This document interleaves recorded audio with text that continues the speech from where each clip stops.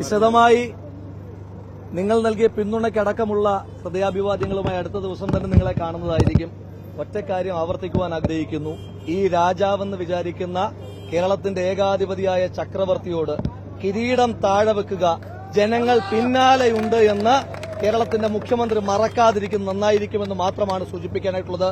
കേരളത്തിലെ പ്രതിപക്ഷ പ്രവർത്തനങ്ങൾക്ക് നിങ്ങൾ ഓരോരുത്തരും വ്യക്തിപരമായി സമരങ്ങൾ റിപ്പോർട്ട് ചെയ്യുന്നതിന്റെ പേരിൽ പോലും മാധ്യമപ്രവർത്തകർക്ക് കേസുകൾ എടുക്കപ്പെടുന്ന കാലത്ത് മാധ്യമപ്രവർത്തകരോട് സംസാരിക്കുവാൻ വണ്ടിപ്പെരിയാറിലെ പിഞ്ചുകുട്ടിയെ പിച്ച് ചീന്തിയവൻ അനുവാദമുള്ള നാട്ടിലും പ്രതിപക്ഷ യുവജന പ്രസ്ഥാന പ്രവർത്തനങ്ങൾക്ക് നേതൃത്വം കൊടുത്തവർക്ക് മാധ്യമപ്രവർത്തകരെ കാണുവാൻ പോലും കൂച്ചുവിലങ്ങിടുന്ന കാലത്ത് കൂടുതൽ ശക്തമായി സംസാരിക്കുവാനും പ്രവർത്തിക്കുവാനും തന്നെയാണ് തീരുമാനം.